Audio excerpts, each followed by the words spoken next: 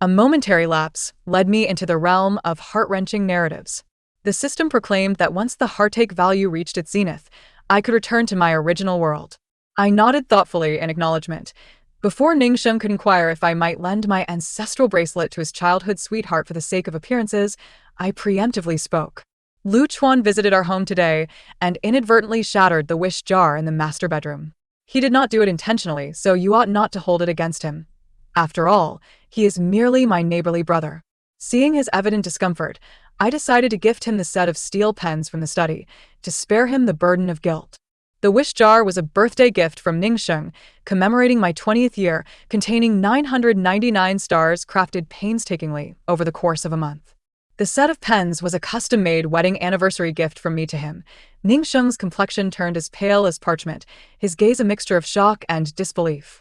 Just as the system screamed in protest to thwart my indiscreet words, I noticed the heartache value rising by one notch. The system. I chuckled softly. You never specified that it must solely be the female who suffers. Indeed, inflicting torment upon the scoundrel can equally fulfill the task. 1. Ningsheng's lips parted slightly, his voice hoarse. Why did Lu Chuan come to our home, and to the master bedroom at that? I maintained an air of indifference. He returned to the country today. I picked him up from the airport and casually invited him over to visit. Given that we were childhood neighbors, it seemed quite natural. But he broke the gift I gave you. He shouted, suppressing his anger. I impatiently rubbed my ears. I know, but why are you shouting? It's just a glass bottle. If it's broken, it's broken. If it really bothers you that much, I can buy you another one. Ningsheng clenched his fist. Is it merely about the bottle? It contained 999 stars of the sky, each one meticulously folded by my own hands, inscribed with my heartfelt words for you. Do you not cherish it at all? You also gave our wedding anniversary gift to him. What exactly is your relationship with him? By Fong, do you even regard me? Oh, he's really upset. TSK, TSK. I responded with a tone of disapproval. Enough of this pettiness. I've already told you, he's just a neighbor. I merely see him as an older brother. If I had any feelings for him, I would have pursued it long ago. Why would I still marry you? The moment those words left my lips, I felt a rush of exhilaration from head to toe. Finally, I had uttered a classic line from this tormenting narrative. Satisfied, I quickly donned a gentle and affectionate demeanor. Darling, don't overthink it. You know that my heart belongs solely to you. Stop creating a fuss. Be good. I'm a bit tired and will head to bed now. I paid no heed to Ningsheng's discontented expression as I stood up to return to my room. Suddenly, my hand was grasped tightly. Ningsheng furrowed his brows, seemingly trying to decipher something from my face. I maintained an unruffled expression, allowing him to scrutinize me. After a long pause, he exhaled deeply, suppressing his emotions as he spoke. Fine, just be more careful in the future. See, E will be walking the red carpet tomorrow. Lend her that emerald bracelet your mother passed down. It would elevate the occasion. Here it comes. The scoundrel has finally spoken. 2. The bracelet? Oh, dear. Why didn't you mention this earlier? I exclaimed in surprise. What do you mean? Tomorrow night, Lu Chuan is hosting his personal concert in the country. And Lu Ai will also be attending. They will be interviewed together. Isn't it a bit inappropriate for her to lack any decent jewelry?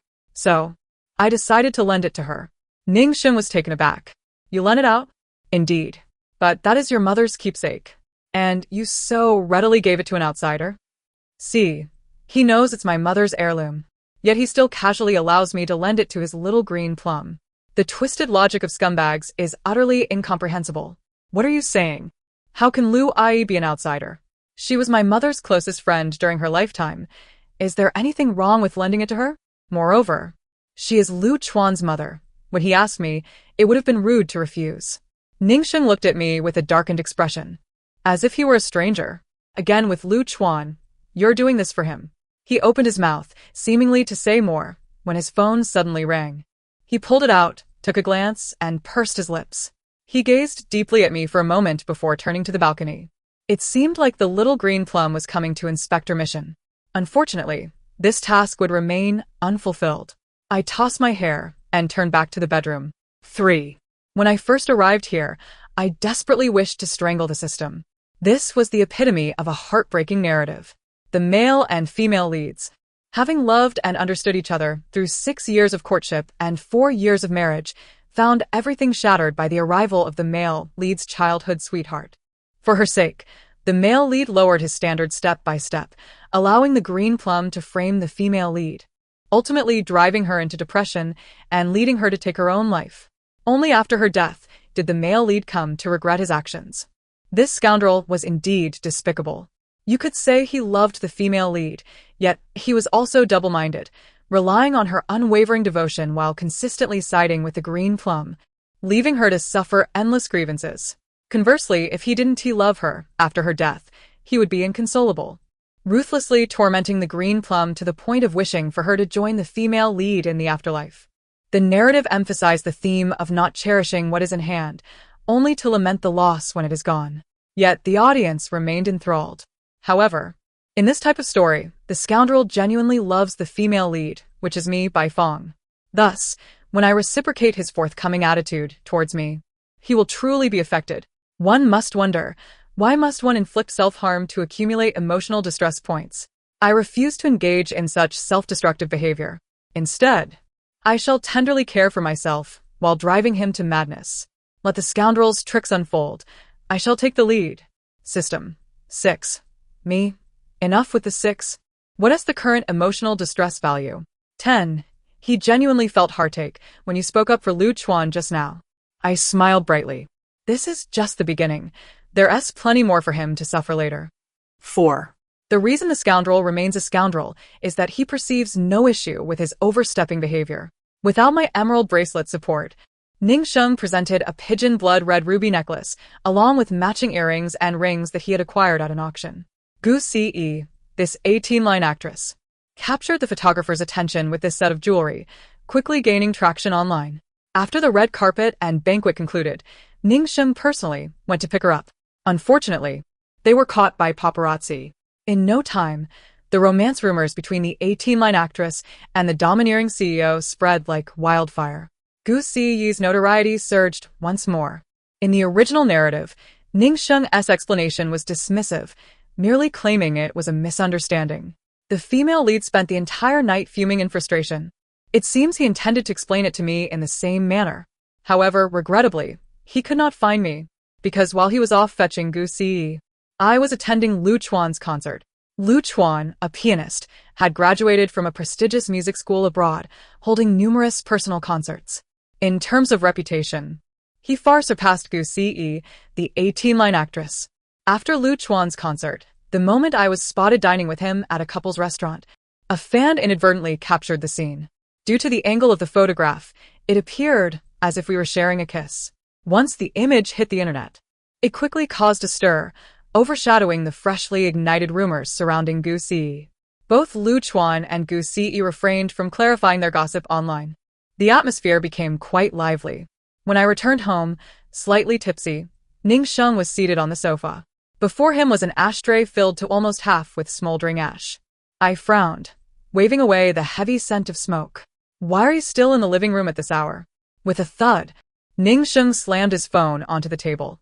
The screen displayed the image of Lu Chuan and me, seemingly kissing. Aren't you going to explain yourself? I calmly placed my bag down. It was just dinner, a normal social outing. Can dinner lead to a kiss? Ning Sheng shot up, by Fong. Do you take me for a fool? I glanced at him, noticing the veins protruding from his forehead and the redness around his eyes, indicating he was truly furious. I questioned, "Isn't this merely a matter of photographic perspective?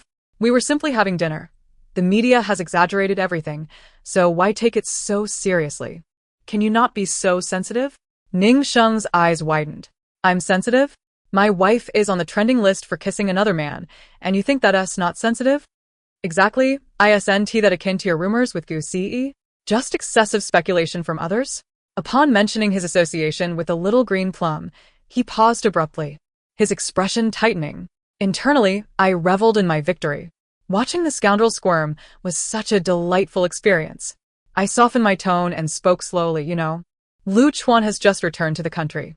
Given how long we've known each other, it's only natural for me to support his concert. Being photographed while dining and causing such a commotion was truly an accident.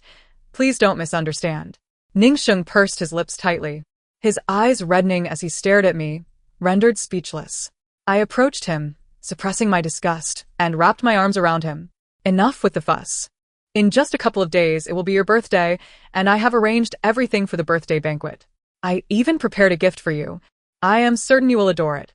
Maintaining a semblance of affection for the scoundrel is necessary. Otherwise, the ensuing torment would lack excitement. Ning Sheng fixed his gaze on me, and after a prolonged silence, he reiterated, "You and Lu Chuan, truly, there is nothing between you?" I swore with my fingers crossed. Absolutely innocent. After a long silence, Ning Sheng exhaled a heavy sigh. "I am tired. I will rest for a while." He then stood up and walked toward the bedroom, his silhouette forlorn. I opened the system panel. Heart-wrenching value, 20. Nice. 5. I meticulously prepared Ning Sheng's birthday banquet, just as depicted in the original text. The grandeur, the ceremony, everything was in place. On the day of the celebration, I adorned myself with exquisite makeup and donned towering heels to greet the guests at the entrance. I turned back to confirm that the 6-tier cake and the wine table were exactly where they should be, perfectly distanced from one another. Not long after, I heard a playful voice calling out, "Brother Sheng, do you think my birthday dress looks good today? It matches your tie splendidly." Gu Si, clad in a deep blue strapless dress, dashed into Ning Sheng's embrace, drawing the attention of the crowd. "How old are you to still be acting cute?" Ning Sheng chuckled lightly as he playfully tapped her nose, allowing her to affectionately link her arm through his, as if she were the true hostess of the event. "Oh dear, I forgot to greet my sister-in-law." "Hello, sister-in-law. Thank you for arranging such a grand birthday banquet for Brother Sheng. It must have been exhausting for you." I smiled, crossing my arms as I teasingly scrutinized her. "Sister-in-law, why do you look at me like that? Did I say something wrong?" Gu Si pouted, feigning innocence. Just as Ning Sheng was about to speak on her behalf, I interjected, "Of course not. I merely find your dress quite lovely. It suits you well. Such a pity, though, that you intend to plunge it into the cake." Suddenly, a gentle voice called from behind, "Fong Fong." Turning around, I found Lu Chuan standing there. Ning Sheng's expression stiffened. "You invited him?" "Yes, is there a problem?" I beamed with delight, eagerly approaching him, and, in front of Ning Sheng and Gu Si, opened my arms to give him a big hug. Afterward, I even stood on my tiptoes to affectionately lean my head against Lu Chuan's cheek. My wrist was immediately grasped tightly. I was abruptly pulled back several steps by a force. Ning Sheng had completely shed his earlier relaxed demeanor, his expression astonished, and his brow furrowed tightly. "By Fong, what are you doing?" I feigned confusion. "What do you mean? What am I doing? You hug and embrace another man right in front of me, and you say there is nothing between you two?" "Enough, Ning Sheng." I reproached him softly. "Must you think so sordidly? This is merely a customary greeting between Lu Chuan and me from when he was abroad. Do not think so poorly of him. Moreover, this is your birthday banquet. Do you really wish to make a scene and embarrass yourself in such a setting?" Ning Sheng was momentarily taken aback by my sharp words. His lips trembled, and his voice dropped. "I think sordid thoughts? Which man can tolerate his wife being so intimate with another? Do you not care about my feelings at all? What does it matter?" I scoffed, my gaze drifting toward Gu Si, who was still linked to Ning Sheng's arm. "If that is the case, then you and she are also embracing right in front of me. Have I said anything?" Ning Sheng paused, and after a while, he awkwardly disentangled Gu Si's hand from his arm. "That's different. Si treats me like a brother. I consider Lu Chuan a brother too. Is that not the same?" Ning Sheng was rendered speechless by my retort. Observing the situation, Gu Si leaned in closer, shaking Ning Sheng's arm as she spoke in a high-pitched voice. "Brother Sheng, don't be angry. Sister-in-law was just saying hello. Surely, she wouldn't have any romantic entanglements with another man." Her tone dripped with sarcasm. Yet I played along. "Did you hear that? Si understands better than you do. I truly don't know what you're so concerned about." Perhaps taken aback by my response, Gu Si fell silent. Ning Sheng's displeasure grew. He shot me a heavy glare, then shook off Gu Si's hand and silently walked away. How amusing. Once Ning Sheng left, Gu Si dropped her pretense. She suddenly leaned closer to me and whispered, "I thought you had the prowess to capture Brother Sheng's heart. Who knew you were just this? Tell me, who do you think Brother Sheng values more, you or me?" I chuckled lightly. "Does that even need guessing? He cares for me quite a bit. Just look at how jealous he gets when I greet someone. It's truly comical. Gusi was so enraged that her smile twisted into a grimace. She gritted her teeth. Is that so? Then let us wait and see. With that, she lifted her skirt and dashed toward Ningsheng. Lu Chuan took a couple of steps forward to stand beside me. Are you all right? I'm fine. I lifted a nearby glass of red wine, gently swirling it. Soon, we'll be able to put on a good show. In every tale of tormenting women, the subplot of the female antagonist scheming against the protagonist is inevitable. And tonight's banquet marked the climax of the male lead's torment of the female lead. The plot was rather cliched. Feigned pushes, teabagging for sympathy, the male lead's fury, and forced apologies. This typical storyline was already etched in my mind. I was merely waiting. Ningsheng conversed with friends up ahead while Gusi sauntered over to me. Sister-in-law, Brother Sheng hasn't he spoken to you all evening? It seems he is truly angry. Do you think he might hate you now? I raised an eyebrow, encouraging her to continue. If Brother Sheng knew you were bullying me, would he hate you even more? Should we try it out? Before I could respond, Gusi's expression suddenly shifted. She gasped and pretended to be pushed, leaning back toward the cake. I merely observed, neither helping her nor dodging. Just as she was about to make contact with the cake, Lu Chuan suddenly appeared beside her, using his body to push her back. Gusi was abruptly straightened from her precarious position, while Lu Chuan stumbled sideways toward the wine table. A loud crash echoed as all the wine glasses fell to the ground, shattering into pieces. Lu Chuan fell to the ground, a long cut appearing on the back of his hand from the shards. Lu Chuan! I exclaimed in alarm, rushing toward him, inadvertently pushing past the concerned Ningsheng. Upon seeing Lu Chuan's bloodied hand, I clenched my fists, rage surging within me as I turned to Ningsheng. When did your jealousy become so pronounced? I have already told you that Lu Chuan and I are merely friends. Why resort to such petty tactics? My barrage of questions left both Ningsheng and Gusi bewildered. What do you mean, what I orchestrated? Was it not your suggestion? Gusi has no vendetta against Lu Chuan. Why would she deliberately push him? Isn't it simply because you disapprove of him that you had Gusi act this way? My anger intensified as I confronted them aggressively. The long-absent system suddenly materialized. You truly are a remarkable talent. You've turned the tables on them, making them suffer. I responded with a playful lilt. On the floor, Lu Chuan grasped my hand, blood streaming from his injuries. Fong, don't blame them. It's my fault for being careless. How can you say you're fine? I exclaimed, anxiety etched on my face. Your hands are meant for playing the piano. With injuries like these, how can you still hold a concert? Gusi was completely unprepared for the unfolding situation, merely insisting it wasn't his fault. I turned to admonish him sharply. Silence. Then I directed my stern gaze at Ningsheng, commanding, apologize to Lu Chuan. The system chimed in. Impressive. The heart-wrenching value is rapidly escalating. Ningsheng, pale and incredulous, retorted, I did nothing, and you expect me to apologize to him?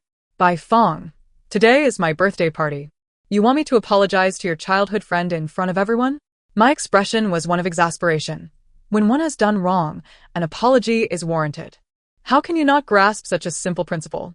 All eyes were drawn to us. Ningsheng's fists were clenched tightly, devoid of color, his neck taut, his eyes red-rimmed. And he remained silent for a lengthy moment. Lu Chuan's hand continued to bleed profusely. In a fit of urgency, I tore a corner of my gown to wrap around Lu Chuan's hand. No, this bleeding is excessive. You must go to the hospital. It's just a minor injury. After all, it's Ningsheng's birthday party. How can it be minor? Do you not wish to play the piano anymore? Come, let us go to the hospital. With that, I disregarded Ningsheng's furious gaze and took Lu Chuan's other uninjured hand, leading him out of the banquet hall. As I passed Ningsheng, I intentionally shouldered him with force, causing him to stagger and clutch the table for support, presenting the image of a heartless, unfeeling traitor. The system noted. Heart-wrenching value has reached 50. Did you see Ningsheng's expression? He looks as though he is about to shatter. Deservedly so. Does it feel good? I call this move preemptive strike. Whether I feel good is secondary, but I know you revel in this. Indeed. I could easily perform this role of the vengeful woman tormenting the scornful man for another 80 episodes. In truth, Lu Chuan's injuries were indeed minor. They merely appeared alarming. I remarked on how he was truly capable of inflicting such harm upon himself, suggesting he was somewhat aware of his limits. The treatment for his wounds was swift. Yet I deliberately lingered in the hospital for an additional half-hour, even witnessing him post on social media about my accompanying him to the hospital. The system indicated another rise in heart-wrenching value by 5. I smiled subtly. This plot twist was rather delightful. By the time I returned home, it was nearly 10 o'clock. Ning Sheng had not retreated to his room, but sat despondently in the living room, his head bowed. The air was thick with the acrid scent of smoke, mingled with alcohol, a most unpleasant combination. I cleared my throat softly and approached him, feigning a sigh of exasperation. You really overstepped today. Lu Chuan was invited to your birthday party as a guest, and regardless of your feelings towards him, it was inappropriate to humiliate him in front of everyone.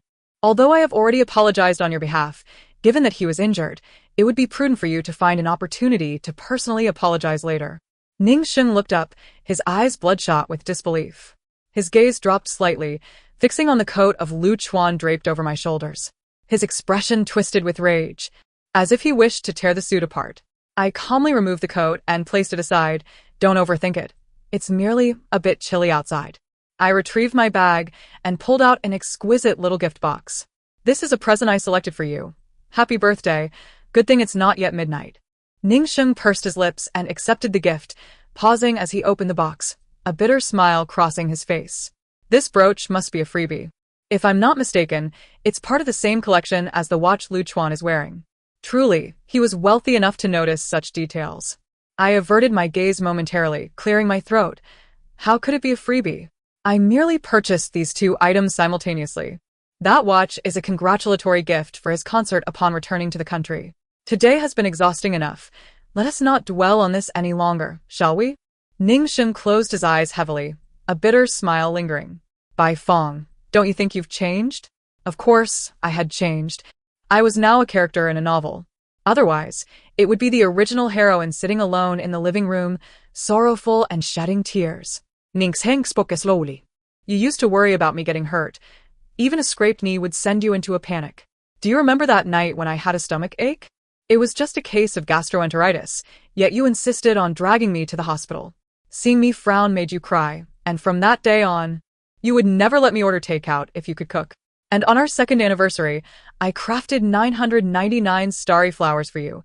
You cried for a long time, burying your face in my chest, vowing to cherish those 999 love declarations forever, to reminisce about our love story with our children and grandchildren when we grow old. We have journeyed through so much together, from having nothing to achieving success. Why have you changed? You no longer worry about me. Instead, you wear another man's coat upon returning home. Bai Fong, do you truly still love me? Love? Not a chance. It would be foolish to love you. Scoundrels are like this. They do not feel pain until the whip strikes them directly. In the original narrative, Ning Sheng often stood by Gu Siyi's side, breaking the heroine's heart, and she had openly confronted him about it. Yet what had Ning Sheng said? He claimed she was merely idle at home, concocting unfounded suspicions, a bore and pretentious. Now he felt wronged, finally understanding pain. How deserved. I retained my composure. What are you saying? Of course I love you. Ning Sheng suddenly grew agitated. You defended your childhood friend in front of everyone. I did nothing, and you expect me to apologize to him. Is this what you call love? Ning Sheng. I surged to my feet. How long must this continue? I've said it countless times. Lu Chuan and I share nothing. What more do you want from me? You claim I have changed, but have you not? Ever since Lu Chuan appeared, you have targeted him at every turn, lacking even basic trust. Is this truly entertaining? Trust? Ning Sheng exaggeratedly echoed. If I were to give you enough trust, would you not be rolling in bed with him right now? With a resounding slap, I struck Ning Sheng without restraint, breathing heavily as my chest rose and fell. Listen to your own words. You are truly becoming unbearable. Ning Sheng turned his face away, wiping his mouth with the back of his hand, his eyes dim and devoid of light. I turned my back on him. Living with your constant suspicion has drained me. Let us leave it at that. I no longer wish to argue. Reflect on your actions. As I strode towards my room, I heard a muffled sob escape from Ning Sheng's throat. The system indicated a rise in heart-wrenching value to 70. Once the door closed, I nearly laughed aloud. Cry, suffer. The more tears, the more exhilaration I felt. The system remarked, I can't help but think you might be a bit twisted. I smiled enigmatically. To deal with the twisted, one must become even more twisted. Before long, I heard the sound of the front door closing. Ning Sheng had left. In the original plot, Gu Si threw herself into the cake, and Ning Sheng harshly reprimanded the heroine in the banquet hall, forcing her to apologize before covering Gu Si with his own coat and taking her upstairs to a hotel room to shower. The washing lasted for a full hour. Subsequently, Gu Si donned a vacuum-sealed bathrobe, and the two of them embraced and nibbled at each other, while Ning Sheng failed to return home for the night. Then came the familiar scenario. Gu Si provocatively announced her pregnancy, leading the female protagonist to a state of despair where she contemplated divorce, yet the scoundrel obstinately refused, even confining her within the house, insisting that they were destined to be entangled together until death, which ultimately drove the female protagonist into a deep depression. Today, it is highly probable that Ningsheng has gone to seek out his childhood sweetheart. Drawing from my years of reading experience, it seems likely that tonight will unfold with Ningsheng drinking alongside her, lamenting his wife's perceived infidelities. Little Qing Mei will tenderly console him, professing her unwavering support. Ultimately, intoxication will lead to indiscretions, and the two will succumb to temptation. The system remarked, to be candid, your intuition is indeed quite astute. Your husband has already become intimately involved with his childhood sweetheart. I retorted with disdain. Do not repulse me. I do not possess such a distasteful husband. All right, let's discuss serious matters. What are your plans moving forward? I intend to continue the torment.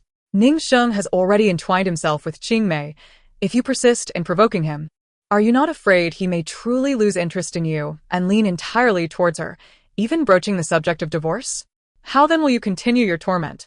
I reclined in the spacious armchair, crossing my legs, and smiled with confidence. Rest assured, I have encountered many individuals of Ning Sheng's ilk. They are all of the mindset that they may burn as they please while forbidding others from even lighting a candle. He perceives his wife as his possession, and should she choose to leave, it would be a blow to his pride. Thus, the likelihood of him initiating a divorce is minimal. He will cling to this relationship even in its ruin. Even if he were to propose divorce, I would ensure he suffers before that. Not merely on a psychological level, but on a physical one as well. The following day, Ning Sheng returned home just before noon. I sat in the living room, scrutinizing his rumpled attire in silence. His complexion appeared somewhat strained. Where did you go last night? I inquired. Nowhere in particular. I was feeling down and went out for a drink. I chose to remain silent, withdrawing my scrutinizing gaze, feigning indifference. If you've managed to adjust your mood, you should apologize to Lu Chuan tonight. He has an interview. And afterward, we can all dine together. Ning Sheng paused, his already bloodshot eyes becoming even redder. By Fong, I didn't return home for an entire night, and instead of questioning whom I was with, you simply want me to apologize to Lu Chuan? Oh, this man is truly amusing. If I were to pry into the details, he would mask his guilt with anger, chastising me for my lack of trust and excessive concern. Now that I appeared unconcerned, he was once again displeased. What is there to inquire about? You said you were drinking, did you not? I can understand your distress over the issue with Lu Chuan, but drinking will not resolve anything. Lu Chuan not pressing charges for intentional harm is already a concession on his part. An apology is the least you can offer. Do not fail to recognize right from wrong. Ning Sheng exhaled sharply, his face turning ashen as he muttered something incomprehensible, indicating he would not apologize, before slamming the door to the guest room. I leaned back comfortably in my chair, tearing off a piece of facial mask to apply. I never truly expected Ningsheng to apologize. I merely wished to irritate him. In the days that followed, I maintained an ambiguous relationship with Lu Chuan, solely to provoke Ningsheng. I could not discern whether Ningsheng had grown accustomed to this dynamic or if he genuinely found solace in Gu Si's company, as the emotional torment seemed to stagnate at a score of 85. The system expressed concern. You must devise a new strategy. Your previous methods have ceased to affect Ningsheng, and if the task fails, we shall both face dire consequences. I elegantly stretched, replying, why the urgency? There are still captivating performances yet to unfold. After all, the pregnant mistress had yet to make her appearance. Moreover, I had not yet presented the evidence I had gathered against Ning Sheng to the authorities. Just as I contemplated this, the doorbell rang. "Look, the show has arrived," I remarked. Indeed, standing at the door was the radiant Gu Si, who, much like in the original text, assumed the role of the household's mistress. She sauntered in, plopping herself onto the sofa and tossing a report into my lap. I discreetly activated my recording device, feigning surprise as I picked up the report and furrowed my brow. What does this mean? The literal interpretation of the report: I am pregnant. I pinched my thigh harshly to infuse my voice with tremors of pain. Is it Ning Sheng's? Of course, otherwise, why would I seek you out? Good sister-in-law. Impossible. I refuse to believe it. Ning Sheng has stated he regards you as a sister. You must be deceiving me. Is that so? Do you genuinely believe such a fraternal sentiment? Gu Si laughed derisively. On the night of Brother Sheng's birthday, he did not return home. Care to guess who he was with? I opted for silence. You truly are oblivious. Brother Sheng has been frequenting my place. And you failed to notice. I had hoped you would proactively suggest a divorce, but it seems you are rather inept, leaving it to me to remind you. What I mean to convey is clear. My child will be the legitimate heir of the Ning family and cannot be relegated to the status of an illegitimate child. Therefore, I must trouble you, Madam Ning, to accommodate me.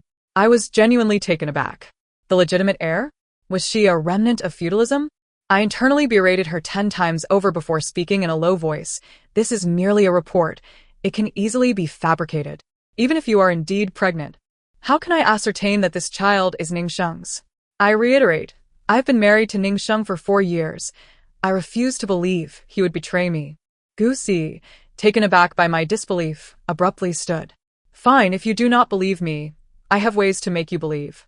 Take a look at this. She produced a video from her phone and thrust it before me. The footage revealed 2 naked figures, their moans unmistakably audible. I gasped, my eyes widening. The video played for half a minute. Now do you believe? My voice trembled further, largely from repulsion. You, actually. How could Ning Sheng do this to me? I dramatically wept, channeling my inner Zhen Huan. Gu Si, satisfied with the display, remarked, the evidence is before you. Brother Sheng is mine now. I advise you to relinquish your position sooner rather than later. I have no intention of waiting too long. With that, she strode out with a sense of triumph, clutching her bag. In truth, I have always found Gu Si rather foolish. Regardless of her status as a minor celebrity, she openly flaunted her role as a mistress and dared to provoke the legitimate wife. The online populace, ever eager for gossip, would undoubtedly take an interest. In the original text, the female protagonist maintained a low profile, seldom revealing her identity on social media. Ning Sheng had also never publicly acknowledged his marriage, so when Gu Si and Ning Sheng appeared close, the onlookers merely perceived them as a compatible pair. Thus, when I uploaded the recording online, accompanied by our marriage certificate and a lengthy narrative aimed at garnering sympathy, vehemently accusing Gu Si of infringing upon another's marriage, it garnered immense attention without the need for paid promotion, swiftly ascending to the top of trending topics, marked with a vivid, explosive label. Gu Si was left dumbfounded. She never anticipated that I would so brazenly expose our situation to the public eye. According to the system, she confronted Ning Sheng, weeping and wailing, her agitation inducing a miscarriage, necessitating hospitalization for fetal preservation. Along the way, she was relentlessly pursued by paparazzi, further solidifying her status as a mistress. During this time, Ning Sheng called me over 40 times, yet I chose to ignore every single one. Anticipating his words, I could easily guess he would accuse me of being heartless and venomous. Even if he were to commit the same transgressions as countless men before him, I ought not to be so merciless as to deny him any semblance of salvation. Alas, I have neither the time nor inclination to indulge in his futile drivel. After all, I am in the midst of concocting a grand scheme. Hee. 3 days later, Gu Si's pregnancy stabilized. Ning Sheng finally found the opportunity to confront me. Yet I was neither at home nor at work. Instead, I resided in Lu Chuan's private piano room, where he regularly practiced. It took Ning Sheng considerable effort to track me down, a fact I had intentionally facilitated. I inquired of the system, where is Ning Sheng now? Has he ascended the stairs? The system responded, he just exited the staircase and is nearing the door. You may commence your performance.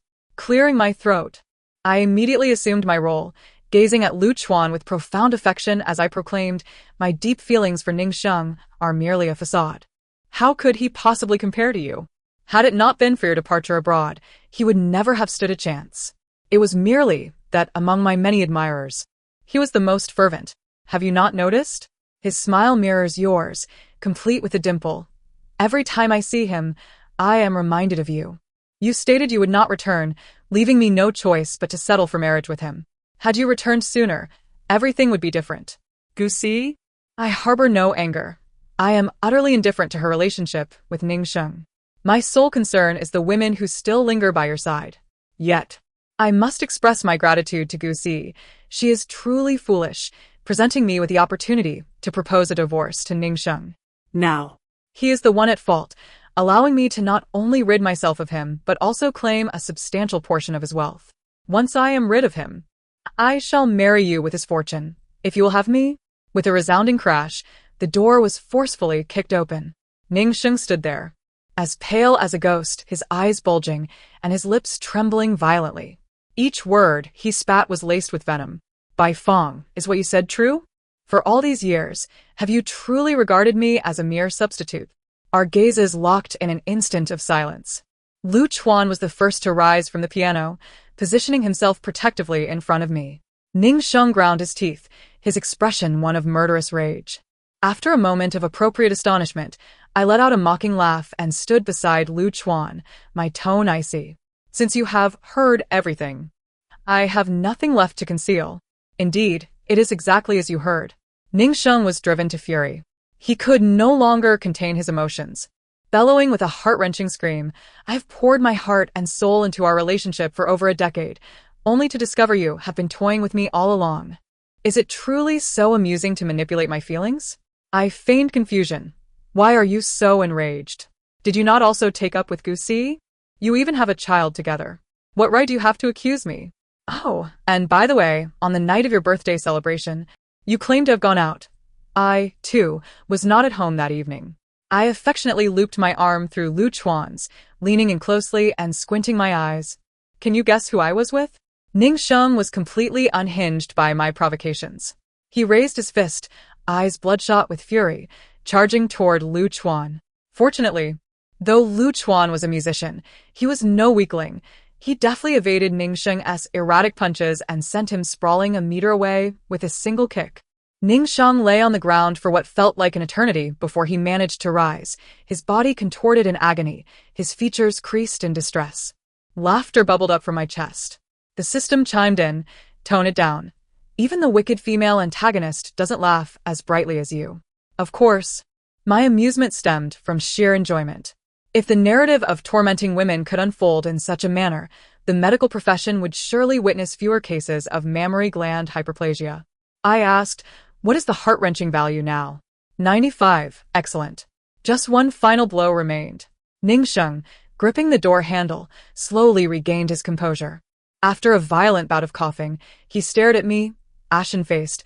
I was truly blind, failing to see you two for the shameless couple you are. Bai Fong. Do you not fear retribution for your actions? I smoothly retorted. Retribution for me? And what of you? You are well aware of your own misdeeds.